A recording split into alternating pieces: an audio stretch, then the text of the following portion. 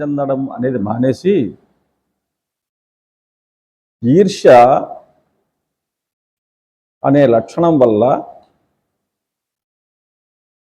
పాండవులకు ఇంతటి గొప్ప సభ ఉన్నదే అని బాధపడ్డం మొదలుపెట్టాడు. ఈర్ష్య అనేది అక్షాంతిరీర్ష్య అంటుంది శాస్త్రం. అంటే ఎదుటివాడుకున్నటువంటి ఐశ్వర్యం కానీ, అధికారం కానీ, తేజస్సు కానీ, వైభవం కానీ, కీర్తి ప్రతిష్టలు కానీ, పలుకుబడి కానీ, ఇలాంటి వాటి ఇవే చూసి అవి వాడికి ఉన్నాయే నాకు లేవే అని బాధపడ్డం అనేది ఈర్ష్య అంటారు. తనకు లేవు సంపాదించుకునే ప్రయత్నం చేసుకోవచ్చు, అంతేగాని ఎదుటివాడికి ఉండకూడదు అనేది చాలా ప్రమాదకారి. నాకు లేకుంటే మన ఎదుటివాడికి ఉండకూడదు, ఎదుటివాడికి ఉన్నాయి నేను అంత సంపాదించుకుందాము అనుకునే ప్రయత్నం వేరు, ఎదుటివాడికి లేకుండా చేయాలనుకునేది ఆ ఆలోచన వేరు. ఎదుటివాడికి లేకుండా చేయాలనే ప్రయత్నమే ఈర్ష్య అంటారు.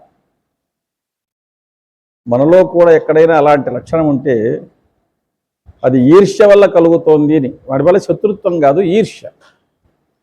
ఈర్ష్య అనే లక్షణం వల్ల కలుగుతోంది, దోషం అది. అసూయ అనేది ఇంతకంటే ఇంకా మరింత దోషం. ఎదుటివాడిలో మంచితనం ఉన్నా సరే ఆ మంచితనాన్ని గుర్తించకపోగా అతని మీద ఏదో ఒక దోషారోపణ చేస్తే దాన్ని అసూయ అంటారు, నింద వేస్తే దాన్ని అసూయ అంటారు. ఇక్కడ ఈర్ష్య అనేటువంటి అవలక్షణానికి దుర్యోధనుడు గురి అయి మనస్తాపం చెంది ఒంటరిగా ఉండడం ప్రారంభిస్తే శకుని గమనించి దగ్గరికి వెళ్ళి, అల్లుడు ఎందుకో చాలా నీవు చింతిస్తున్నట్టున్నావు, కారణం ఏమిటి అని అడిగాడు. కొంచెం దుఃఖభారం ఉన్నప్పుడు, కష్టం అనిపించినప్పుడు ఆత్మీయులు పలకరిస్తే అది చెప్పుకుంటే ఆ గుండె బరువు తగ్గుతుంది కొంచెం. మామ మయసభలో ఇలా భంగపాటు గురి అయినాను నేను. భీమసేనుడు నవ్వినాడు, ద్రౌపది నవ్వింది, ఆ మయుని రచన చమత్కారం ఉందే ఉన్నది లేనట్టు లేనిది ఉన్నట్టు కనిపిస్తోంది.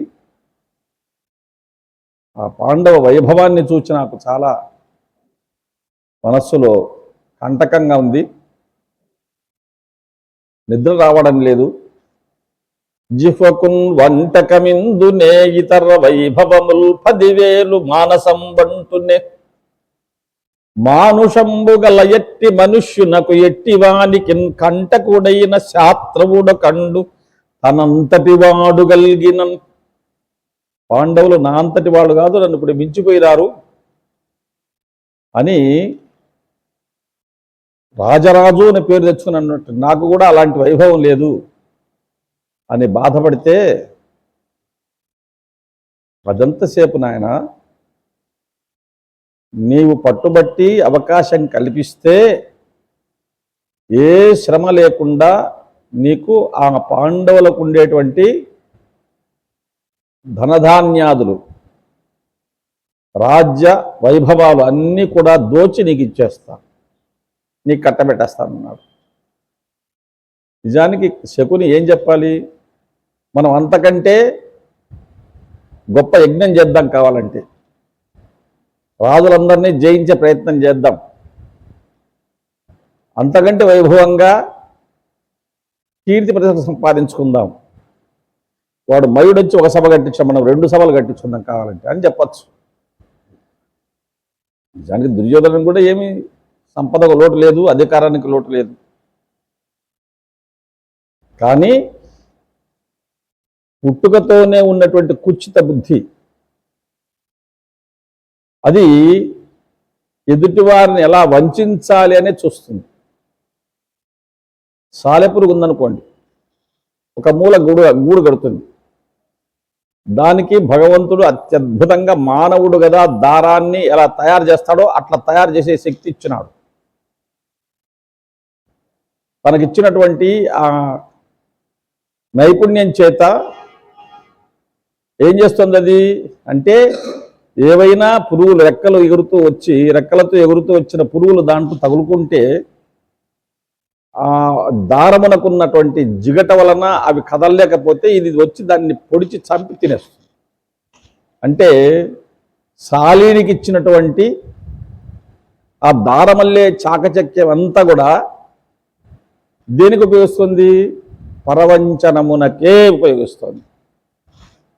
ఇతరులను వంచడానికే ఉపయోగిస్తుంది. అట్లాగే శకుని కూడా అతనికి లభించినటువంటి విద్య అంతా, కళ అంతా కూడా ఇతరులను వంచడానికే ఉపయోగిస్తున్నాడు.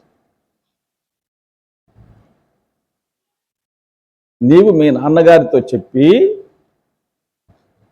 ధర్మరాజు జూదములో నిపుణుడు, నేర్పరి, అంతేకాదు జూద ప్రియుడు కూడా. ఈ ద్యూత ప్రియుడైన ధర్మరాజును హస్తినకు రావించి జూదమాడే ఏర్పాట్లు చేయించు, పాండవుల వైభవాన్నంతా కట్టగట్టి నీ చేతిలో పెట్టే బాధ్యత నాది అన్నాడు. ఇది చాలా సులభంగా ఉంది. దుర్యోధనుడు తండ్రి దగ్గరికి వచ్చాడు. నాన్న, నేను చాలా బాధలో ఉన్నాను, దుఃఖిస్తున్నాను అన్నాడు. ఏం నాన్న, ఏం తక్కువ నీకుంటే? మహేశబాయి వైభవాన్ని గురించి నువ్వు చెబితే కానీ అసలు వేణోళ్ళ కొనియాడినా తీరదది, అంత గొప్ప వైభవము. అలాంటి సభ జరిపించారు, ఇంత గొప్ప రహస్యంగా చేశారు. రాజులందరూ నా ఎదుట ధర్మరాజుకు పాదాభివందనాలు చేస్తూ కానుకలన్నీ అర్పిస్తుంటే రాజరాజునైన నాకే అలాంటి వైభవం దక్కలేదనిపించింది అంటే ధృతరాష్ట్రుడు అన్నాడు, అదెంతలేనాయన, నేను కూడా సహస్రస్తంభ సంయుతమైనటువంటి 1000 స్తంభాలతో కూడినటువంటిది మయుని సభ కంటే గొప్పదైనటువంటి సభను నిర్మించిస్తుంది. ఒక బ్రహ్మాండమైన సభ నిర్మించిస్తా. నీవు కూడా యజ్ఞాన్ని చెయ్యి, రాజులందరూ నీకు కూడా కానుకలు తెచ్చిస్తారు. తద్వారా నీ వైభవాన్ని ప్రపంచంలో చాటుకోవచ్చు అని నచ్చజెప్పే ప్రయత్నం చేశాడు. లేదు లేదు, వీడి ఉద్దేశం వీడికి కావాలని కాదు, వాళ్లకు లేకుండా చేయాలి. ఇది చూడండి, అది ఈర్ష్య లక్షణం. నాకు పెన్ను లేకుంటే మానే, నీ దగ్గర ఉంటే పెన్ను గుంజుకోవాలి, అది సంగతి. నీకు లేకుండా చేయాలి. పాండవుల యొక్క ఆ రాజ్యలక్ష్మిని ఒడిచి పట్టుకోవడమే పని. నాన్న, మీరు ధర్మరాజుని ప్రేమించి జూదమాడిస్తే అంటే ఎందుకు నాయన ఇదంతా అంటాడు. భవనము నిర్మిస్తాము అని చెప్తున్నావు కదా, భవనాన్ని నిర్మింపజేయి. ఆ భవనాన్ని చూచేదానికి రమ్మని పిలిచినట్టుగా పిలిపిద్దాం. అంతా ఉదయం నుంచి ఆ భవన నిర్మాణము వ్యవహారం అంతా చూచిన తర్వాత, భోజనాలు పూర్తి చేసుకున్న తర్వాత విశ్రాంతిగా కూర్చొని కాలక్షేపం కోసం జూదమాడుతున్నట్టుగా జూదమాడతాం. అంతే, ఆ మాత్రం ఏర్పాట్లు చేయి నువ్వు అన్నాడు. మిగతా వ్యవహారము నేను మామ శకుని చక్కబెట్టుకుంటామని చెప్పాడు. ధృతరాష్ట్రుడికి భయం పట్టుకుంది. పాండవులు ఒక దైవాంశ సంభూతులు. అందులో భీమసేనుడు శతాయుత నాగాయుత బలుడు, అంటే 1000 ఏనుగుల బలం గలవాడు, సామాన్య బలం కాదు. అర్జునుడు ఇంద్రుని యొక్క అనుగ్రహం చేత జన్మించినటువంటి వాడు, మంచి ధనుర్విద్యలో మనగాడు. ఇలాంటి వాళ్ళందరినీ ఎదుర్కోవడం ఎందుకు అని, నీకు కావలసినటువంటి వైభవాన్ని నేను కలిగేటట్టు ఏర్పాటు చేస్తాను, వద్దులే నాయన అంటాడు. మనసులో ఎక్కడో అనిపించింది, కొడుకు చెప్పింది నిజమే కదా, మొత్తము భరత వంశములో మూలము నేనే, రాజ్యమంతా నా చేతిలో ఉన్నది, నేను ఇచ్చినటువంటి ఇంద్రప్రస్థాన్ని ఏలుతున్న ధర్మరాజు మా కీర్తిని కూడా దాటిపోతే ఎలా అంటే రాజులు ఎప్పుడే కానీ తమ కంటే ఉన్నత స్థితిలో ఉండేవాడిని ఓర్చుకోరు. అది రాజరిక లక్షణం, రజోగుణ లక్షణం. అది ఎవడొచ్చినా తన దగ్గరికి రావాల్సిందే, తన్ను అడుక్కోవాల్సిందే, తాను చేయవలసిందే. తను మించి ఇంకోడు ఉన్నాడంటే వీడు వాడిని ఎట్టపడకూడదామనే ప్రయత్నిస్తాడు. అది రజోగుణ ప్రధానమైనటువంటి లక్షణం. ధృతరాష్ట్రంలో ఏ మూలనో ఎక్కడో దాగి ఉన్నటువంటి ఒకానొక ఆ ఈర్ష్యా కోణం అనేది కూడా ఎక్కడో మేల్కొంది. కానీ పెద్ద మనిషిలాగా వద్దు నాయన అది ఇది అన్నాడు. లేదు, ఇది జరగవలసిందే, నేను కోరుతున్నాను, నువ్వు చేయాల్సిందే అని అంటాడు. అంటే అప్పుడు సరే, ఒక పెద్ద మనిషి ఉన్నాడు కదా విదురుడు, ఆయన అడిగి చెప్తానన్నాడు. రాజు అనేవాడు ఎలా ఉండాలి అనేది మనకు రాజనీతి శాస్త్రం చెబుతున్నది. కడు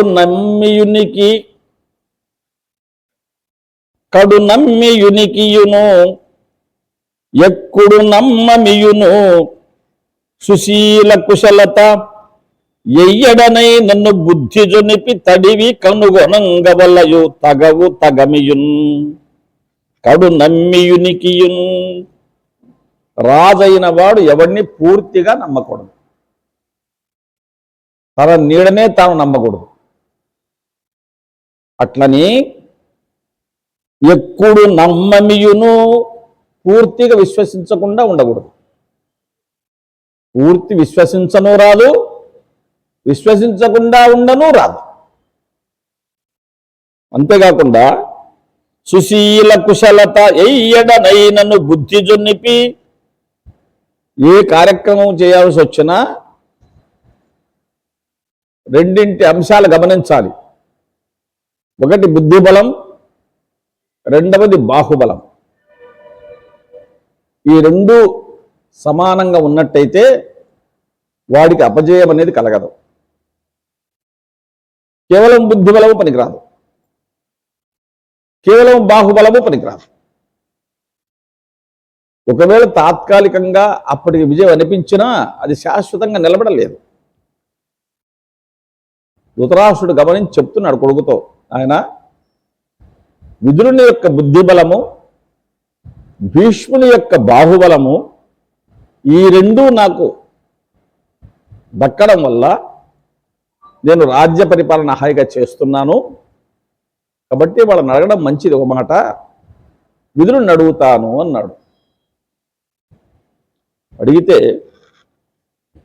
ధీరమతి విదురు తోడ విచారింతము, వాడు నయ విశారదుడు కళాపారగుడు దీర్ఘదర్శి అపారహితారంభుడు ఉభయపక్షంబులకు.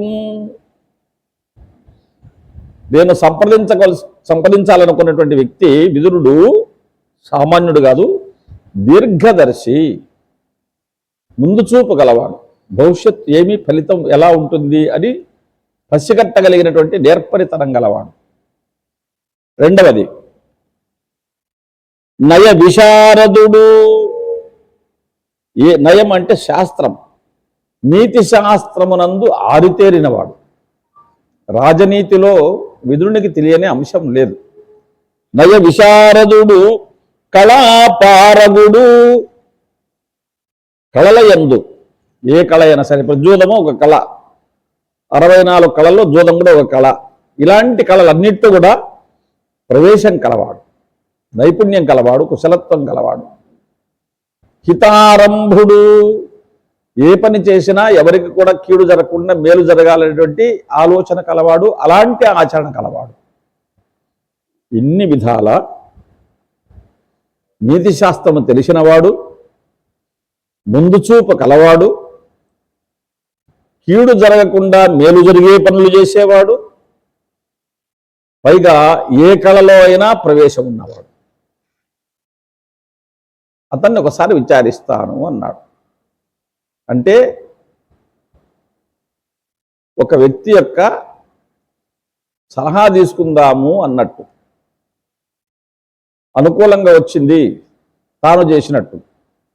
ఒకవేళ బెడిసి కొట్టింది, చెడిపోయింది, వాడిని ఎత్తిని దోసేయచ్చు.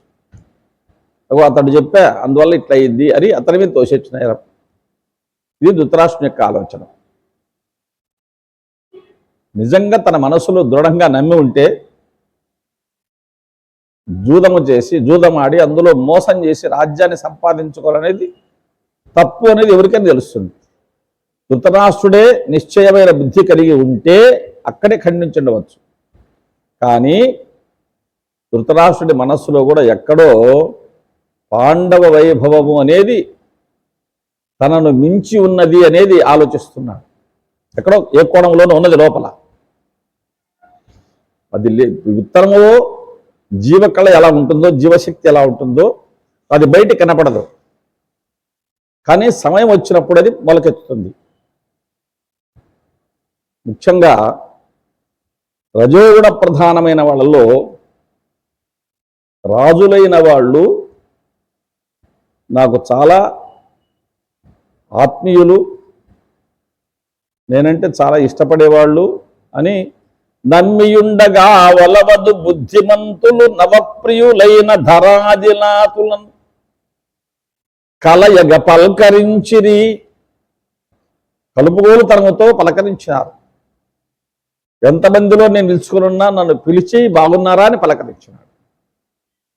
నేనంటే ఆయనకు చాలా ప్రత్యేకమైన గుర్తింపు ఉన్నది. కలయగ పల్కరించిరి ఉపకారులు నైరి. ఏదైనా పలానా పని ఉందంటే నేను చేసి పెడతానని పని కూడా చేసి పెట్టారు అని నిన్ను ఆత్మీయంగా పలకరించినారని కానీ నీకు సహాయం చేసినారని కానీ పదే పదే వాళ్ళ దగ్గరికి వెళ్ళవద్దు. ఒకవేళ ఏ కారణం చేత అయినా నీవు అక్కడ సన్నిహితంగా ఉండాలని చూచి ఎవడైనా చాడీలు చెప్పేవాడు మెల్లగా చెవిలో ఊదినాడంటే నీ పరిస్థితి అగమ్య గోచరంగా తయారవుతుంది. కలయగ పల్కరించిరి ఉపకారులు నైరి అని నమ్మియుండగా వల్లవద్దు బుద్ధిమంతులు నవప్రియులైన ధరాధినాతులు రాజులు నవప్రియులు. ఇతడు ఈ రాజు మన పక్షంలోకి వచ్చాడు, అయిపోయింది. ఇంకోడు ఎవడున్నాడు, ఆ వాడిని మన పక్షంలో లాక్కుందాం, అదైపోయింది. ఇంకొని పక్షం లాక్కుందాం. మరి వీళ్ళు వచ్చి ఉన్నారు కదా, ఉంటారు, ఎట్లా వచ్చి అక్కడ పోతారు, ఇంకా మన గుప్పెట్టు దాటిపోలేరు అని కొత్త వాళ్ళని తమ గుప్పెట్లోకి లాక్కునే ప్రయత్నం చేస్తుంటారు. ధృతరాష్ట్రుడి హృదయంలో కూడా ఎక్కడో అట్టడుగున ఒక మూల ఇలాంటి లక్షణం ఉన్నది. పాండవుల యొక్క వైభవాన్ని గురించి ఎప్పుడైతే దుర్యోధనుడు చెప్పినాడో అలాంటి మయసభ కదా, అలాంటి నేను నిర్మించిస్తా, అలాంటి యజ్ఞం కదా, అలాంటి యజ్ఞం మనము చేద్దాం. అక్కడికి రాజులందరూ వచ్చారు కదా, మన దగ్గరికి వస్తారు, ధనధాన్యాదులన్నీ తీసుకొచ్చి అప్పగిస్తారు, మన వైభవానికి ఎటువంటి లోటు ఉండదు. అంటే పాండవుల వైభవం కంటే తన కుమారుడు కూడా అత్యంత వైభవోపేతమైన జీవితాన్ని పొందాలన్న తపన ఎక్కడో అంతర్గతంగా మనసులో ఉన్నది. అయితే అది బయట పెట్టకుండా విదురుణ్ణి అడుగుతానన్నాడు. విదురుణ్ణి అడిగి చెబుతానంటేనే వెంటనే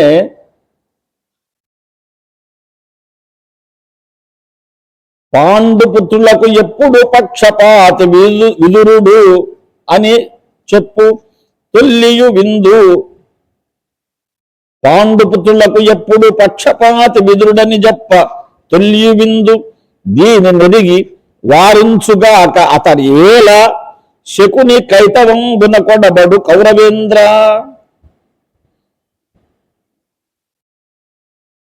విదురుడు పాండవ పక్షపాతి అని చెప్పగా విన్నాను.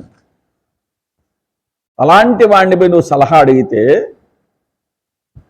అవునవును అని నీకెందుకు సహకరించాడు. మనకు ఎలా సహకరించాడు అని తెలిసి మళ్ళీ అడగడం ఎందుకు? కాబట్టి విదురునితో సంప్రదించవలసిన అవసరం లేదు, మీరే నిర్ణయం తీసుకోండి అని దుర్యోధనుడు తండ్రిని ఒత్తిడి చేయడం మొదలుపెట్టాడు. అలా కాదు నాన్న, ఒక పని చేసేటప్పుడు నలుగురు విచారించాలి, పెద్దలు తెలుసుకునే వాళ్ళను నలుగురితో తెలుసుకోవాలంటే అట్లయితే మంచిది. మీకు ఇష్టం వచ్చిన దారిలో మీరు వెళ్ళండి, నాకు ఇష్టం వచ్చిన పద్ధతిలో నేను వెళతాను, నేను అగ్నిప్రవేశం చేసేస్తాను, అగ్ని ద్వారా ఆత్మాహుతి చేసుకుంటాను, ఆ తర్వాత మీరు మీ విదురుడు అందరూ కూడా హాయిగా ఉండండి అని అన్నాడు. అంటే గుడ్డి బెదిరింపు, నేను చస్తాను అని. చచ్చేవాడు ఎవడు చెప్పనక్కర్లే, వాడు పోయి చస్తాడు అంతే. ఇంకా అంతేగాని నేను చస్తాను అంటే ఎప్పుడు చావడు. వీడు చంపుతా అంటాడు ఆ మాట చెప్పి, వీడు ప్రశాంతంగా ఉండలేకుండా వీడేమవుతాడో ఏమో అని.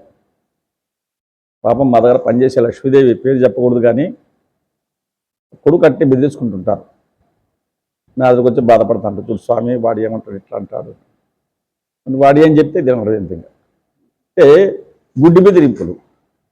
చస్తాడు చాలుకోరా అంటే వాడు చస్తాడేమో మళ్ళీ ఏమనైతే అది భయం. ఇప్పుడు దుర్యోధనుడు అంటే మనకు లోకల్ ఇట్లాంటి సంఘటనలు కళ్ళెదుట కనిపిస్తుంటాయి. భారతం చదువుతున్నామనే కానీ మన ఎదుట జరుగుతుంటాయి ఇట్లాంటి సంఘటనలు. నేనైతే అగ్నిప్రవేశం చేస్తా, నీవు నీ విదురుడు సుఖంగా ఉండిపోండి, శాస్త్రాలు చదువుకుంటూ కూర్చోండి అని అన్నాడు. అనేపాటికి ధృతరాష్ట్రుడికి భయం పట్టుకుంది. పుత్ర ప్రేమ, పుత్ర వ్యామోహం. ఏం చేస్తాడు? అలా కాదు నాన్న, నాకు కొంచెం అవకాశమే అని మెల్లగా ఇలా మాట్లాడుతూ వెంటనే మయసభ లాంటి ఒక భవన్ నిర్మాణం చేయడానికి ఏర్పాటు చేసేసాడు. నీవు కోరుకుంటే పొద్దున్నే రాసుయాగం లాంటి మహాయాగం, ఒక వైష్ణవ యాగం అనుకుందాం, ఒక విష్ణువు సంబంధించినటువంటి యాగం, ఒక మహాయాగం చేద్దాం అని దానికి ఏర్పాట్లు చేస్తానంటున్నాడు అని అంటూ విదురుని పిలిపించాడు. పిలిపించి, నేను ఒక భవనం నిర్మాణం చేస్తున్నాను విదురా, మనమే కాకుండా పాండవులు మనవాళ్లే కదా, వాళ్ళను కూడా పిలిపించి ఈ భవనాలు ఇవన్నీ చూపించి భోజనం పెట్టి పంపిద్దాం.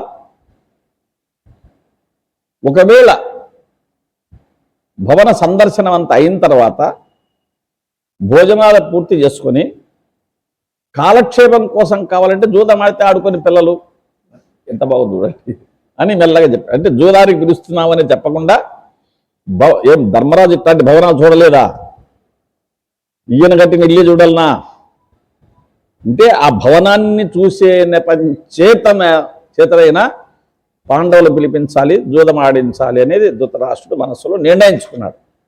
అంటే ఇక్కడ పుత్ర వ్యామోహం అనేది పనిచేస్తుంది. వ్యామోహం చాలా చెడ్డది. వ్యామోహం అంటే అర్థము, నీవు లేకుంటే నేను లేను,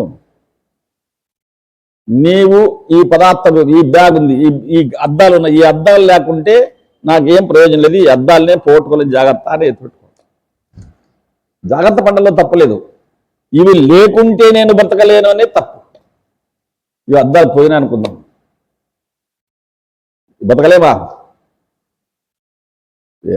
ఎన్నో కొంతమంది పాపం వేలు పెట్టి సెల్ ఫోన్లు కొనుక్కుంటుంటారు. గొడవ పొరపాటున పెట్టుకున్నప్పుడు ఎవరు తీసుకోవడమో, జారి పడిపోవడం పోతాయి. అయ్యో అది పైన జీవితం ఇంకా గురేసుకొని వస్తావా? ఏం లేదు, పోతే ఇది కూడా కొనుక్కుంటా అంతే. వ్యామోహం అంటే అది లేకపోతే నేను లేను అనేంత పిచ్చి భ్రమ ఉంటే దాన్ని వ్యామోహం అంటారు. ధృతరాష్ట్రుడికి ఆ పుత్ర వ్యామోహం అన్నది. కొడుకు లేకపోతే తను ఇంకా లేడు అన్నట్టుగా. కాబట్టి విదురుని పిలిపించినాడు. విదురుని మాట అడిగినాడు, ఇలా చేద్దాం అనుకుంటున్నాను ధర్మరాజు పిలిపించి అంటే, ఇట్టి కార్యమునకు నేను అవశ్యంబును వడబడంగనోపను, ఉక్కివమున సుతులతోడయేల సుతులకు భేదంబు చేయగడిగితివి, ఇది చెట్ట అనక చెప్పినాడు. నీవు చెప్పేదానికి నేను ఒప్పుకోవడం లేదు. కొడుకులకు మధ్య వాళ్ళ మధ్య జూదం పెట్టి ఆ జూదం వల్ల వైరం కలిగింపజేసి తర్వాత విషపరిణామాలు వచ్చినప్పుడు ఇంత జరిగినే అని చింతించేందుకు నేను అంగీకరించను, మంచిది కాదు ఈ పద్ధతి అని వీరుడు చెప్పాడు. ఈ మాట ముందే దుర్యోధనుడు చెప్పినాడు, ఆయన ఒప్పుకోడు అని. ఎందుకంటే మనుషుల మనస్తత్వం తెలిసిపోతుంది అప్పుడే. వలసి నీ పుత్రులెల్ల వందురుల తోడ ఎట్లు ఒడంబడి ఉందురు అట్ల చేయవలయు తమలోన జూలంబునాడునగు వాదు అగుట కలహమూలంబు కాదే ఎట్టి శాంతులకునైనా. కుమారులందరూ కలసిమెలసి ఉండేటట్టు చేయడం మంచిది, కానీ జూదము వాదులాట ఈ రెండింటి వల్ల కలహమూలంబు, ఇది కొట్లాటకు మూలమవుతుంది. పైగా వ్యసనం అనేది చాలా ప్రమాదకారి. సమాజంలో ఒక నియమమైనటువంటి బ్రతుకు కాకుండా స్వేచ్ఛగా పశుప్రాయంగా తిరగడం, వేళది జూదంబు, జూదమాడ్డం, అది ఏ రకమైన జూదమైనా కావచ్చు.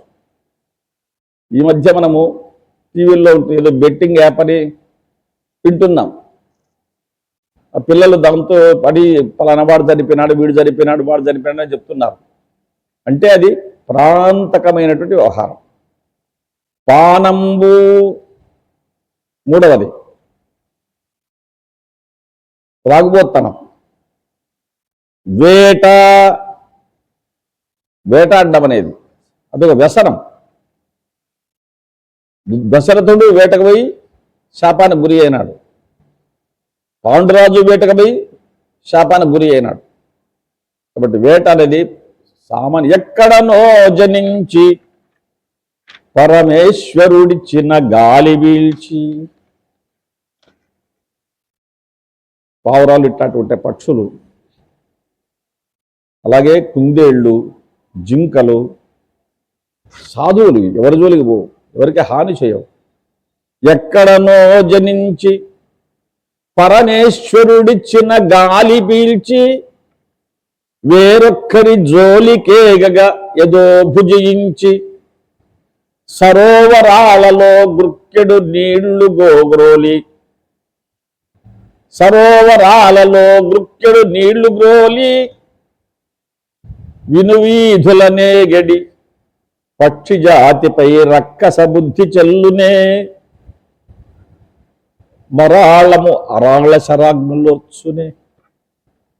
ఎక్కడో పుడుతున్నాయి, ఎక్కడో పెరుగుతున్నాయి, ఏదో తింటున్నాయి, ఎవరి జోలికి రావడం లేదు. అట్లాంటి వాటిపైన వాటిని బాణాలతో కొట్టి చంపడం అనేది చాలా తప్పు. ఆ వేట తమకం అనేది మంచిది కాదు. ఈ మధ్యనే ఒకసారి విన్నాను, ఒక హిందీ సినిమా యాక్టర్ ఎవరో కృష్ణజింకను చంపి అది ఆ కేసు బయటపడి చాలా కాలము చెరసాల పాలై ఇప్పటికీ ఇంకా ఆ కేసు నుంచి బయటపడలేకున్నాడు. వేట అనేది తమకం మంచిది కాదు. మనశ్శాంతిని అది ఎంత సామాన్యమైన మృదువైన ప్రాణి చచ్చినప్పుడు ఎంత బాధపడుతుందో అంతకు వెయ్యింతలు వీడు బాధపడాల్సి వస్తుంది. జూదంబు వేట పలుకు ప్రల్లదంబును. ఇది పలుకు ప్రల్లదం అంటే ఎదుటివాడి మనస్సును నొచ్చుకునేటట్టుగా మాట్లాడడం. కొంతమంది నేను ఉన్నది ఉన్నట్టు మాట్లాడుతున్నాను అంటుంటారు, నేను పుల్ల విరిచినట్టు మాట్లాడుతున్నాను అంటారు, నేను బండ మీద కుండబద్దలు కొట్టినట్టు మాట్లాడుతున్నా అంటారు. నువ్వేమన్నా మాట్లాడు, ఎదుటివాడి మనస్సును నొప్పించకుండా ఉండేటట్టు మాట్లాడు. అనుద్వేగకరం వాక్యం సత్యం ప్రియహితం చయతు స్వాధ్యాయాభ్యసనం చైవ వాంగ్మయం తప ఉచ్యతే. గీత చెప్తుంది జాగ్రత్తగా ఉండమని. అనుద్వేగకరం వాక్యం, భగవంతుడు నీకు మాట్లాడే శక్తి ఇచ్చింది ఎదుటి వాళ్ళని నొప్పించడానికి కాదు అన్న, ఒప్పించడానికి. కాబట్టి నువ్వు తీవ్రమైనటువంటి పదజాలాన్ని వాడకూడదు. అలా తీవ్రమైన పదజాలముతో వాడే లక్షణం ఉన్నవాడు వాడు కూడా ఒక వ్యసనాన్ని కలిగి ఉన్నట్టే. పలుకు ప్రల్లదంబును దండంబు పరుసదనము. శిక్షించడం కూడా తీవ్రమైనటువంటి శిక్ష ఉండకూడదు. ఎదుటివాడిని సక్రమపరిచేటువంటి అంటే దారిలో పెట్టేటువంటి పద్ధతులు పెట్టేటువంటి ప్రయత్నం ఉండాలి తప్ప అతడు పూర్తి సమాజానికి కంటకుడైనప్పుడు. ఇక్కడ రెండు విషయాలు గమనించాలి. ఒక వ్యక్తి తనకు మాత్రమే ప్రత్యర్థియా, సమాజానికంతా ప్రత్యర్థియా, ఇది గమనించాలి. రామాయణంలో మీకు ఉదాహరణ చెప్తాను. ఒకరు తాటక, రెండవది శూర్పణఖ. తాటక విశ్వామిత్రుని వెంట రామలక్ష్మణులు వెళుతున్నప్పుడు తటస్థపడింది రాముడికి. విశ్వామిత్రుడు తాటకను చూచి ఆ వస్తున్నది తాటకనే రాక్షసి, దాన్ని కొట్టు బాణంతో అన్నాడు. అప్పుడప్పుడే 14-15 ఏళ్ల వయస్సులో ఉన్న పిల్లవాడు శుభమాని యజ్ఞరక్షణ కోసం వెళుతూ మొట్టమొదట స్త్రీని చంపడమా, అబలను చంపడమా అని అంటాడు విశ్వామిత్రుడితో. నాయన, ఇది లోకకంటకి, అంటే లోకానికంతా హాని చేసేది, ఏ కారణము లేకుండా ఎవరైనా హింసించేది. ఆంత్ర కాంచి పరిణద్ద శవపపతమిచ్చట కీటక. తాటక ఏంటంటే జంతువులను చంపి దానిల పేగులు తీసి నడుముకు వడ్డాణములాగా, ఇప్పుడు మనం బెల్ట్ అంటున్నాం, అంత బెల్టులాగా అన్ని పేగులతో వడ్డాణంలాగా కట్టుకొని ఆ పేగులకు తాను అప్పుడప్పుడు తినడానికి నంజుకోవడానికి కొన్ని చిన్న జంతువుల యొక్క కళేబరాలను వేలాడ తీసుకుని వస్తుంది చూడద్దాన్ని. ఆ వేలాడ తీసుకున్నటువంటి శవాలలో నుంచి రక్తం గారుతుంది. దానికోసం అన్ని ఈగలన్నీ మూగుతున్నాయి. ఎన్ని జంతువులను చంపిన చూడు, దాని నడుము చుట్టూ అది కట్టుకున్నటువంటి బెల్ట్ ఏదైతే ఉన్నదో ఆ బంధనం, కటిబంధనం, ఆ కటిబంధనం కూడా జంతువుల ప్రేగులే. ఇది ఎవ్వరికైనా లోకంలో మేలు చేసేది కాదు, అందరికి కీడు చేసేది. కాబట్టి లోకకంటకి అయిన వ్యక్తిని చంపవచ్చు. రైట్. ఇప్పటికి కూడా మనవాళ్ళు న్యాయస్థానాల్లో వాదోపాద జరిపి లోకకంటకుడైన వాడిని, ఉగ్రవాదిని అనుకుందాం, వాడి వల్ల హాని జరిగిందంటే ఏం చేస్తున్నారు? మరణశిక్ష విధిస్తున్నారు. ఏం ఆలోచన లేదు. ఇంకా లోకకంటకుడైన వాడికి మరణశిక్ష. ఒక వ్యక్తికి మాత్రమే హాని చేసి అనుకుందాం, ఆ వ్యక్తి తను ఇష్టపడితే అతన్ని క్షమించవచ్చు. తనకు హాని చేసినా భయపెట్టి బుద్ధి చెప్పి ఇక మీరు ఇలా చేసినామంటే నీకు తీవ్రమైన శిక్ష ఉంటుంది అని భయపెట్టి పంపించేసేయచ్చు, లేదా చిన్నపాటి శిక్ష కూడా వేయవచ్చు. శూర్పణఖ వచ్చింది, రాముడిని నన్ను పెళ్లి చేసుకోమన్నది. ఆయన గమనించినాడు, ఇది తాటకలాగా లోకకంటక అంటే కాదు, లోకలందరికీ హాని చేసింది కాదు, దాని యొక్క పిచ్చి కొద్ది వచ్చింది అని అక్కడ లక్ష్మణుడు ఉన్నాడు చూడని తమాషగా చెప్పాడు. లక్ష్మణుడు ఏమన్నాడు?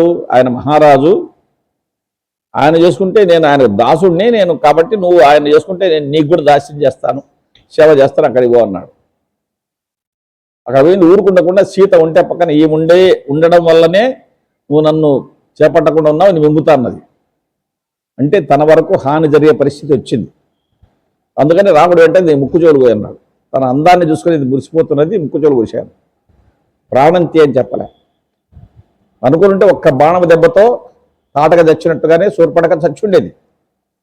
కానీ చంపవలసినంత తీవ్రమైన శిక్ష రాముడు వేయలేదు. అదేంటి, వ్యక్తిగతంగా తనకు మాత్రమే ద్రోహం అంటే శిక్ష ఎంత వేయాలనో అంత వేసి పంపించడం, అంటే వీళ్ళ జోలికి వెళితే మనకు ప్రమాదము అనేటువంటి భయం పెట్టడం. అలా కాకుండా లోకకంటకులైతే తుదముట్టించడం. మారీచ సుభావులు వచ్చారు. విశ్వామిత్రుడు యజ్ఞం చేస్తుంటే యజ్ఞగుండములో అంతా రక్తము మాంసము అంతా వేసి పాడు చేస్తున్నారు. అంటే లోకక్షేమం కోసము యజ్ఞం చేస్తుంటే తమకేమీ సంబంధం లేకపోయినా ఆ మారీచ సుబాహులనే రాక్షసులు ఈ యజ్ఞం చేయడం వల్ల, యజ్ఞము చేసేటప్పుడు ఇంద్రాయ స్వాహ, వరుణాయ స్వాహ, అగ్నయే స్వాహ అని స్వాహాకారాలతో దేవతలకు ఆహారం పంచడం వల్ల, సామాన్యంగా చూద్దాం, దేవతలకు ఆహారం పెడుతున్నారు అంటే అసలు వాళ్ళు మరింత బలిష్ఠులు అవుతారు. దేవతలు బలపడితే రాక్షస సమాజానికి ప్రమాదము. కాబట్టి దేవతల కోసము హవిస్సులు సమర్పించి యజ్ఞం చేయకూడదు అంతే అనేది మారీచ సుబాహుల యొక్క సంకల్పం, ఆలోచన. అందుకని వాళ్ళు వచ్చి యజ్ఞాన్ని పాడు చేస్తున్నారు. కేవలము ఆషామాషిగా తమాష కోసం రాలేదు వాళ్ళు. వాళ్ళ ఉద్దేశం అదే. ఈ మునులు తపస్సు చేస్తూ ఆ యజ్ఞం చేస్తూ అర్పించేటువంటి హవిస్సు వల్ల దేవతలు బలపడితే ఆ దేవతల వల్ల రాక్షసుల ప్రమాదం, కాబట్టి ఈ యజ్ఞాలు చేయకూడదు అని పాడు చేస్తున్నారు. మంచిగా ఉండు, బలిచక్రవర్తి మంచిగా ఉన్నాడు, ప్రహ్లాదుడు మంచిగా ఉన్నాడు, వాళ్ళకేం ప్రాణాపాయం చేయలేదే. నువ్వు మంచిగా ఉండు. నువ్వు చెడుగా ఉండి నాకు మేలు జరగాలి కాబట్టి ఎదుటివానికి మేలు జరగకూడదు అనుకుంటే ఎట్లాగా? అందుకనే రాముడు మారీచ సుబాహుణ్ణి ఆగ్నేయాస్త్రంతో కొట్టాడు. వాడు మాడి మసైపోయాడు. మారీచుడిని వాయుయాస్త్రంతో కొట్టాడు. ఎందుకంటే వాడు వెళ్ళి గాలికి ఎగిరిపోయి లంకలో పడి అక్కడ వాళ్ళు చెప్పాలా, ఇట్లా రామలక్ష్మణులు అనేవాళ్ళు వచ్చారు, అక్కడ రాజకుమారులు ఉన్నారు ఇద్దరు, వాళ్ళ జోలికి పోవద్దని అందరూ చెప్పాలి రాక్షసులకు. ఇలాంటి పని చేయకూడదు, మనము చేస్తే వాళ్ళు ఉన్నారు అక్కడ అని లంకలో ఉన్న రాక్షసులు తెలియాలనే విషయం తెలియాలనే ఉద్దేశంతో వాడిని వాయుయాస్త్రంతో కొట్టాడు. మారీచుడు వెళ్ళిపోయాడు. చివరికి వాడు కూడా రంగుబాడానికే బలైనాడు చివరికి. అంటే ఇక్కడ మనం గమనించవలసింది ఏంటంటే, లోకానికంతటికీ హాని చేసేవాడా, తనకు వ్యక్తిగతంగా హాని చేసేవాడా, ఈ అంశాన్ని గమనించాల. లోకకంటకుడైతే పరుషధనము శిక్ష వేసేదంతా పారుష్యం ఉండాల్సిందే. తీవ్రంగా కఠినమైన శిక్ష వేయాల్సిందే లోకకంటకుడికి. తన వరకే అంటే శిక్ష వేయవచ్చు తగుమాత్రంగా, లేదా క్షమించి వదిలివేయవచ్చు. అది ఇక్కడ వ్యసనాలలో పరుకు ప్రల్లదనంబును దండంబు పరుషధనము, ఇది ఆరవది సొమ్ము నిష్ప్రయోజనము గవమ్ము చేత. మనము సంపాదించుకున్న ధనాన్ని అనవసరంగా వ్యర్థంగా ఖర్చు పెట్టకూడదు. దాన ధర్మాలు చేయవచ్చు, భోగాలను అనుభవించవచ్చు. వ్యర్థంగా వాడెవడో వస్తాడు, వచ్చి మాకు డిన్నర్ పార్టీ పెట్టాయా అని అడుగుతాడు. బాగానే ఉంది, భోజనం చేయని తప్పులేదు, కానీ మిగతా వ్యసనాలన్నిటికీ వాళ్ళు డబ్బులు అడుగుతారు. అది అలాంటివి చేయొద్దు. సొమ్ము నిష్ప్రయోజనముగా వమ్ము చేత అనేడు సప్త వ్యసనముల జరదు తగులా అన్నాడు. ఈ వ్యసనాల జోలికి పోతే ఎక్కడైనా సరే జీవితంలో మన మనశ్శాంతిని కోల్పోతాము అని హెచ్చరిస్తున్నారు. అంటే ఈ సప్త వ్యసనాలలో 7 వ్యసనాలలో జూదం కూడా ఉన్నది. కాబట్టి విదురుడు జూదమునకు నేను వడంబడను, నేను అంగీకరించను అని స్పష్టంగా చెప్పినాడు.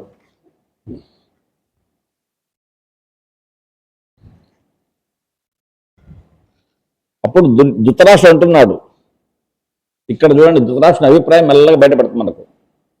పుత్రులకేల భేదమగు భూనుత ఏనును నీవు జాహ్నవీ పుత్రుడు ఉండగా, పుత్రులకేల భేదమగు భూనుత అహితమున్ భయమున్ దొరకొన్నే, నాకు ఆ పుత్రులకు ప్రసాదకృత బుద్ధులు వేల్పులుగాన, దీనికి మిత్ర నిధీవడంబుడము మిన్నక అంతయు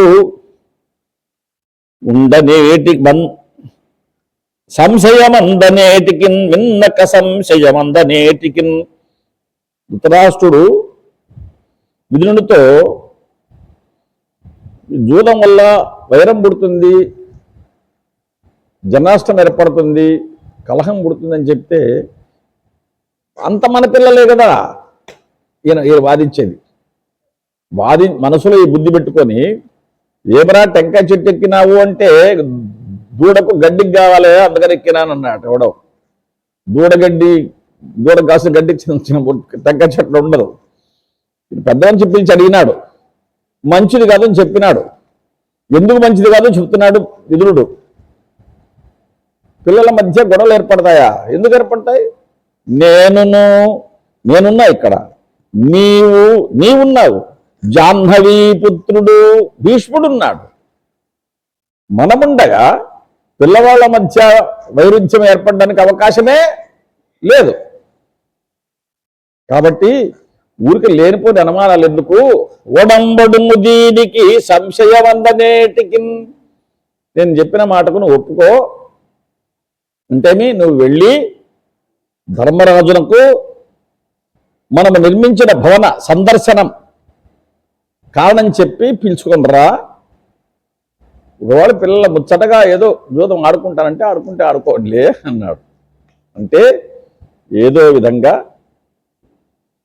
సంపద దోచుకోవాలన్నది ధృతరాష్ట్రుడి మనస్సులో కూడా ఏర్పడింది.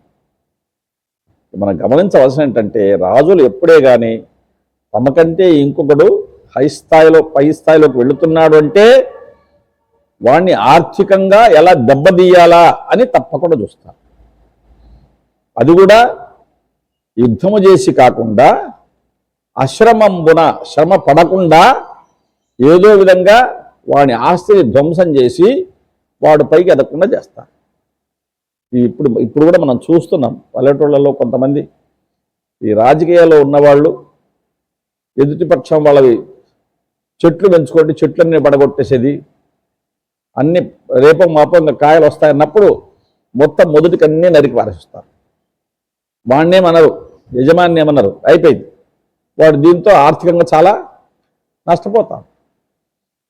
అదే పనే అప్పుడు చేద్దామన్నారు. శకుని, నువ్వు ఎలాగైనా మీ నాన్నతో ఒప్పించు, మిగతా పని నేను చేస్తాను. అదే యుద్ధం చేసే పనిలే, ఎవరైనా చూసినప్పుడు మేమే యుద్ధం చేయాలి వాళ్ళ మీద అన్నాము, తమాషగా ఆడుకున్నాము, ఆయన ఓడిపోయినాడు, మేమేం చేస్తాం దానికి, అంతే. మనం ధర్మబద్ధంగా ఉన్నట్టుగానే ఉండాలి, కానీ చేసే పని చేద్దాము అని శకుని ఒక పక్కన చెబుతున్నాడు. అంటే దుర్యోధనుడు కోరిక ధృతరాష్ట్రుడి మనస్సునకు ఎక్కింది. ఇది ఎప్పుడు బలపడింది? నేను అగ్నికి ఆహుతైతాను అని ఎప్పుడైతే బెదిరించినాడో ఆ బెదిరింపుతో అంతర్గతంగా ఉన్నటువంటి స్వార్థం అనేటువంటి మొలక పైకి వచ్చేసి విదురుణ్ణి కూడా నచ్చే ప్రయత్నం చేశాడు. ఇప్పుడు విదురుడు ఏం చేయాలి? ధృతరాష్ట్రుడు రాజు, దుర్యోధన మాట అంటే చూద్దాం. విదురుడి ముందు దుర్యోధనుడు పిల్లవాడు, కుర్రవాడు, యువరాజు కూడా కాదు. కానీ ధృతరాష్ట్రుడు మహారాజు. ఎంత సన్నిహితుడైనా ఎవడైనా మహారాజు చెబితే కాదు కూడదని అనడానికి వీలు లేదు, అంగీకరించవలసిందే, అంతే. నమస్కారం పెట్టాడు. మీరు ఆజ్ఞాపిస్తున్నారు, నేను ఆచరిస్తాను. నేను వెళ్ళి ధర్మరాజును పాండవులను హస్తినాపురానికి తీసుకుని వస్తానన్నాడు. ఇందులో విదురుడు తాను చేయగలిగింది ఏమీ లేదని తెలుసుకున్నాడు. కాకపోతే ఇటువైపు నుంచి కాకుండా అటువైపు నుంచి ప్రయత్నం చేద్దాం అనుకున్నాడు. పాండవులు మంచివాళ్ళు, వాళ్ళకి చెబితే ఈ ప్రమాదం నుంచి తప్పిపోయే అవకాశం ఉండవచ్చు అని ఆలోచించినాడు. మంచిది, ఇటువైపు వాళ్ళు వినలేదు. ధర్మరాజు నేను జూదం ఆడాలంటే వీడేం చేస్తాడు, కాబట్టి అటువైపు చెబుదాం అనుకున్నాడు. అనుకుని అక్కడ వెళ్ళాడు. వీరుడు వెళ్ళి ధర్మరాజు వాళ్ళు కలుసుకోగానే, ఇంద్రప్రస్థపురంలో కలుసుకోగానే ధర్మరాజు ఆయన నమస్కారం చేసి అర్ఘపాద్యాదులు ఇచ్చి కూర్చున్న తర్వాత, జూదమిది ఏల దీనను భేదము మీలోన పుట్టు తెలుచన. ధర్మరాజు చెప్తున్నాడు, అయ్యా ధృతరాష్ట్రుడు పెద్ద భవనం కట్టాడు, దాన్ని చూసేకి రమ్మంటున్నాడు. అయితే ఈ సందర్భంగా వినోదముగా జూదమాడాలన్న ఆలోచన వాళ్ళలో ఉన్నది. ఆ మాట కూడా చెబుతున్నాను. జూదము వలన మీలో మధ్య వైరుధ్యం పుడుతుంది, వద్దు అని ధర్మరాజుకు చెప్పినాడు. ధర్మరాజు అయినా వినుకోవచ్చు. విధి ఒక్కొక్కసారి తీవ్రమైనప్పుడు మిత్రుల వాక్యము వినరు. ఇమ్ముల ధర్మజుతో జూదమ్మాడగ కాంప నాకు ధరణీశ్వర యజ్ఞము ఇదియ సమస్తైశ్వర్యములు పడయగ ఉపాయము అభిమత బుద్ధ్యం. దుర్యోధనుడు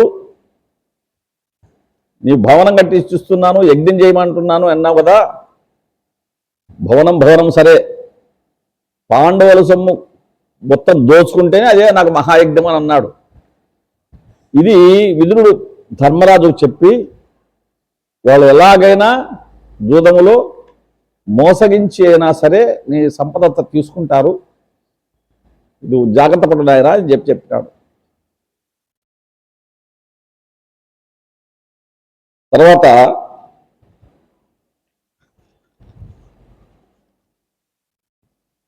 పాండవులు పిలుచుకొని వచ్చేశారు. పాండవుల హస్తినాపురంలోకి వస్తేనే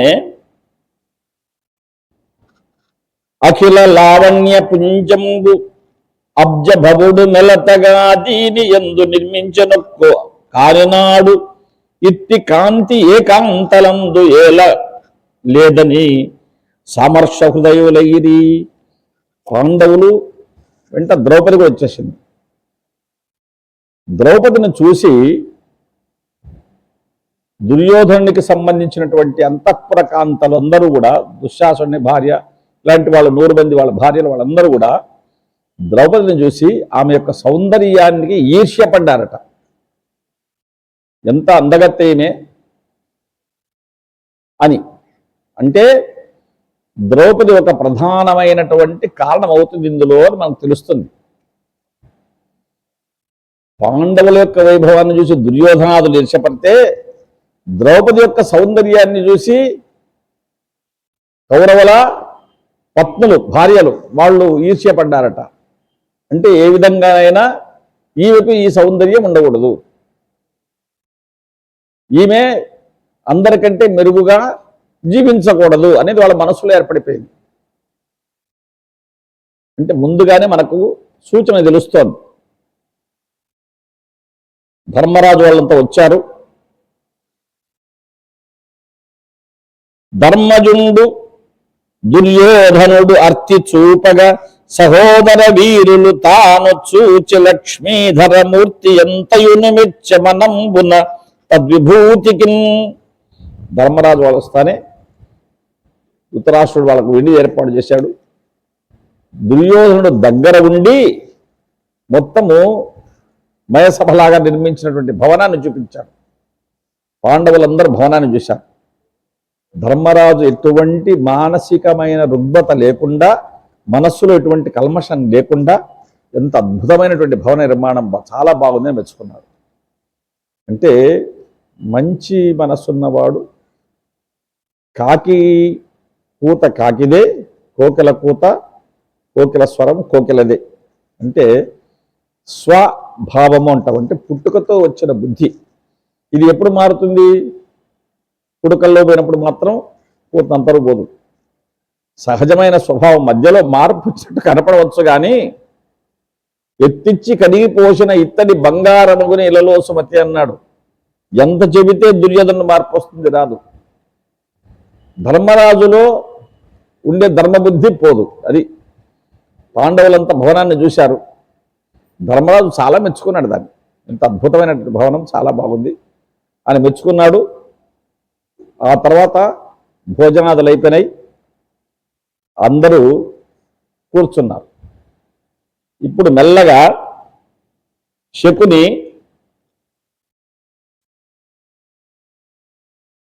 అనఘ సుహృద్యూతంబు వనరింతము పొద్దువో కయును అగు జూదంబునకున్ ప్రియుడవు దక్షుడవన విందుము నిన్ను ప్రీతి అక్షగ్నులచేన్. మెల్లగా శకుని దగ్గర చేరి, ధర్మరాజా,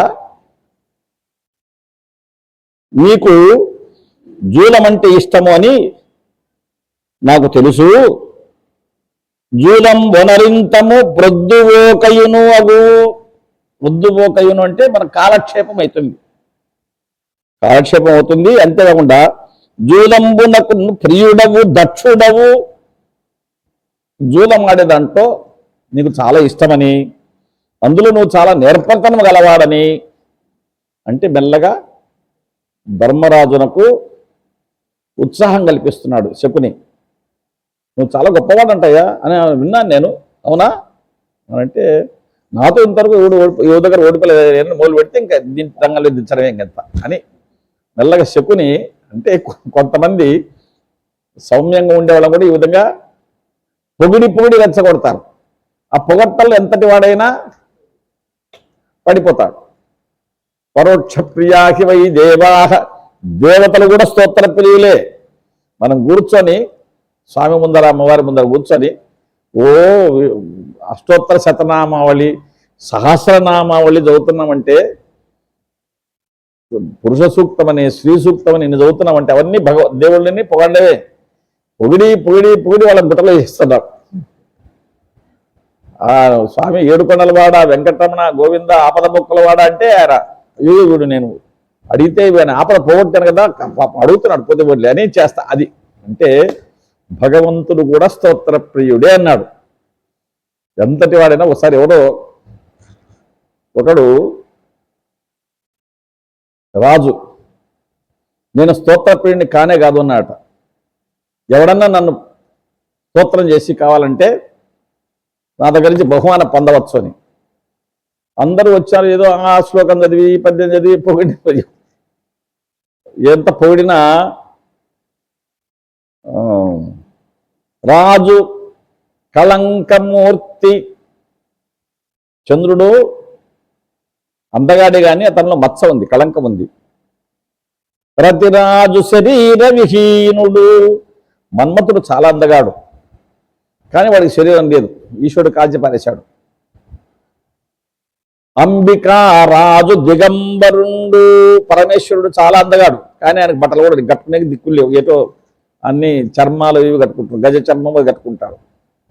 మంచి అలంకారం చేసిన దుస్తులు లేవు ఆయనకు.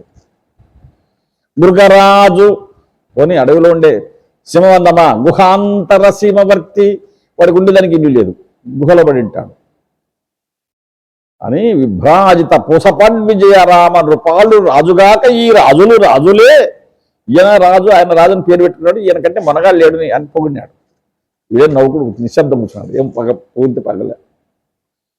ఎవడోడు గమనించినాడు. ఓ సామాన్యుడు అంటే ఓ సభలో కూర్చున్నటువంటి ప్రేక్షకుల్లో కూర్చున్నాడు. వాడు లేచి వచ్చినాడు.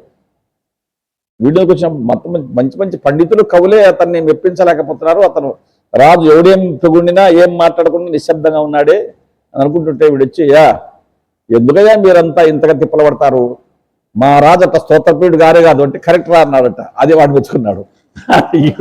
వీడు కూడా మా రాజు స్తోత్రప్రియుడే కాదంటే అవును కరెక్ట్ చెప్పినావురా అని ముత్యాల దండ వేసి వాడికి ఇచ్చాడంట. మహానుభావం, నేను పొగిడ్డా నీకు, ఇప్పుడు నా పొగట్టుకు నువ్వు లొంగిపోయినావు కదా అన్నాడట. అట్లాగా పొగట్టకు లొంగని వాడే లేడు. కాబట్టి ధర్మరాజును, మహారాజా నీవు అక్షప్రియుడవు దక్షుడవు. అక్షప్రియుడవు, జూదము ఈ పాచికల యందు ఆసక్తి గలవాడవు, జూదములో ఆసక్తి గలవాడవు. అంతేకాదు చాలా నేర్పరితనం గలవాడవని పేరుందీకు. మనము సుహృద్యూతము, సుహృత్ అంటే స్నేహితుడు, స్నేహితుడు ఆడుకునే జూదంలాగా జూదం ఆడదామన్నారు. ధర్మరాజు అన్నాడు, క్షత్ర నీతి క్రమంబులుగావు సూవెన్ నికృతియును జూదమును ధర్మనిత్యులైన వారికి ఈ రెండు వర్జింపవలయునెందు. పాపవృత్తంబు జూదంబు పార్థివులకు. ఒకటి, రాజులు గమనించవలసిన అంశాలు రెండు ఉన్నాయి. ఒకటి, జూదం ఆడడం మంచిది కాదు, రెండవది మోసం చేయడం మంచిది కాదు అని అన్నాడు ధర్మరాజు. అంటే మోసం చేయడం మంచిది కాదు ఎందుకన్నాడంటే శకునికి చురుకు తగలని అన్నాడు. శకుని మోసగాడనేది ధర్మరాజు తెలుసు, కానీ ఎదురుగా చెప్పకుండా రాజులకు జూదం ఆడడం మంచిది కాదు, అందులో పైపెచ్చు మోసం చేయడం కూడా మంచిది కాదు, ఈ రెండు వర్జింపవలయు. మోసం చేయడం కానీ జూదం ఆడడం కానీ రెండు వర్జించాలి, విడిచిపెట్టాల్సిందే అని అన్నాడు ధర్మరాజు. అయినా కుటిల మార్గులైన కుచ్చిత కితవులతోడ కడగి జూదమాడ చనదు దాన చేసి అర్థధర్మ వివర్జితులగుదురు ఎట్టివారు జగములోన. ధర్మరాజు చెప్తున్నాడు, కుటిల మార్గులైన కుచ్చిత కితములతోడ కడగి జూదం ఆడ తగదు. జూదం ఆడేటప్పుడు కూడా మోసగాళ్ళు ఉంటారు, అలాంటి వాళ్ళతో అస్సలు జూదం ఆడరాదు. జూదమే ఆడరాదు, కానీ మోసగాళ్ళతో అస్సలు జూదం ఆడరాదు. కొంతమంది జూదం ఆడే దాంట్లో ఏవో మోసాలు చేస్తుంటారు, ఎంతసేపు వాడే గెలుస్తుంటాడు. ఇలాంటి మామూలుగా అమ్యూజ్మెంట్ పార్క్స్ అనేవి పెడుతుంటారు. అలాంటప్పుడు అక్కడ రకరకాల ఏదో జూదాలు పెట్టింటారు, అన్ని డబ్బులు కొట్టుకోవడమే, అన్ని వాడికే పోతుంటాయి, మనకేపోతే ₹1 రాదు. అలాగా జూదమేది వినోదంలాగా కనిపిస్తుంది కానీ మోసం ఉంటుంది అందులో అని ఓ మాట అన్నాడు. అంటే నీవు మోసగాడివి, నీతో జూదం ఆడరాదు అని. అంటే ఎవరితో ఆడాలి జూదము? దుర్యోధనుడితో ఆడాలి.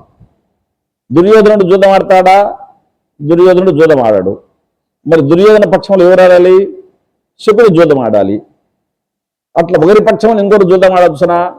ఆడకూడదు అని ధర్మరాజు మెల్లగా శకుని యొక్క మోస కపట బుద్ధిని మెల్లగా బయటపెట్టి జూదం వద్దు, మంచిది కాదులే అన్నాడు.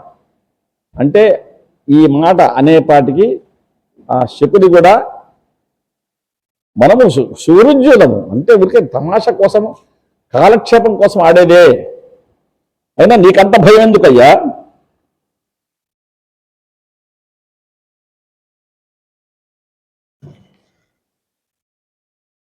బలహీనులైన వారలు బలవంతుల నొడుచునప్పుడు బహుమాయల కచ్చలమున చేయుట ఎందును కలయెద్దియ జయంబక ఆది కర్తవ్యమిలన్. బల చెప్తివయ్యా, బలహీనులను బలహీనులున్నారు, బలవంతులున్నారు. బలవంతులు జయించాలా? ఎట్లా జయించాలా? ఇతడు బలహీనుడు కూడా జయించాలని తపన కలిగి ఉంటాడు. ఎట్లా జయించాలా? ఏదోటి మాయోపాయం చేయాలి, ఏదోటి మోసము చేయాలి. అందులో తప్పేముంది? జయం పొందలేకున్నప్పుడు ఏదో రూపంలో ఏనకేన విధానేనా అంటాడు, ఏదో విధంగా అని. అడవిలో ఒక సింహము గర్జిస్తూ తిరుగుతోంది, ఒక కుందేలు పోతోంది. అది దీన్ని సింహం గర్జిస్తానే ఆ సింహ గర్జనకి భయపడి పరిగెత్తిపోతుంటే ఆగురే ఆపేసింది సింహం. ఇది పాపం గజగజ వణికిపోయింది. కానీ భయాన్ని అణిచిపెట్టి కొంచెం ఆలోచన చేసింది. నేను ధైర్యంగా ఎక్కడ పోవడం లేదు, నిన్ను నేను లెక్క పెట్టడం లేదన్నది. నువ్వు నన్ను లెక్క పెట్టడం లేదా? అంత ధైర్యం నీకు అంటే నీకంటే పెద్ద సింహం ఉంది ఇంకోటి ఇక్కడ అని అన్నాడు. అనేపాటికి దానికి దీని మీద దృష్టి పోయి ఇంకొక సింహం ఉందా, ఎక్కడున్నది అది, దాని సంగతి తెలుస్తాం. అంటే పదం పాని పిలిచబోయింది. ఇది పిలిచిపోయి అక్కడ పాల్గొడే బావి ఉంటే ఆ బావిలో చూడ మనకి లోపల ఉంది, బావిలో దీంట్లో ఉందని. ఈ సింహం గట్టు మీద ఎగిరి లోపల చూసింది. లోపల నీళ్ళల్లో తన నీడ కనబడుతుంది. నిజంగా సింహం ఇంకోటి ఉందేమని దాని మీద దూకింది. అయిపోయింది, ఇంకా బయట రాకుండా పోయింది. బలహీనుడు బలవంతుని జయించాలి. ఎట్లా జయించాలా? ఏదో ఉపాయం చేత జయించాలా. అది తప్పే ఉంది అందులో. జయంబు కర్తవ్యమిలం. ఎవరికైనా కానీ ఏ పని చేయాలన్నా జయం, దిగ్విజయాన్ని సాధించాలనుకుంటాడు తప్ప ఓడిపోలేని ఒకటి అనుకుంటాడయ్యా. కాబట్టి నీవు కూడా చేత కాకపోతే వదిలేసాయి అని అన్నాడు. చేత కాకపోతే వదిలేసేనప్పటికీ ధర్మరాజు పౌరుషం పొడుచుకొచ్చిందట్లే. రెండవది ధర్మరాజు యొక్క హృదయములో కూడా అంతర్గతంగా వ్యసనపరుడు ఎప్పుడే గాని వ్యసనములో నుంచి తొందరగా బయటపడలేడు. అలాన్న చోట అందరూ కూర్చొని, నేను ఒకసారి బిహెచ్ఎల్లో అవధానం చేసేకి వెళ్ళాను. అవధానం బాగా జరిగింది. చాలా సంతోషపడ్డా. ఒక పెద్ద డిన్నర్ ఏర్పాటు చేశాను. అంతా బాగానే ఉంది. ఈ పృచ్ఛకులు 20 మంది ఉన్నారు కదా, వాళ్ళను ఆ సభాధ్యక్షుడు ముఖ్య అతిథి ఏర్పాటు చేసిన ఆయన నన్ను పిలుచుకోమన్నారు. ఒకసారి కూర్చోబెట్టారు. ఏదో సాహిత్యం కబుర్లే కాసేపు అది చెప్పుకుంటున్నట్టే అన్నీ మొత్తము టేబుల్ నిండా సరుకు పేర్చేశారు. ఇదే అనిపించి మురళీ మోహన్ ఆయన పేరు. మోహన్ గారు ఇదేమిటి ఇది అన్న, ఫ్రెండ్లీ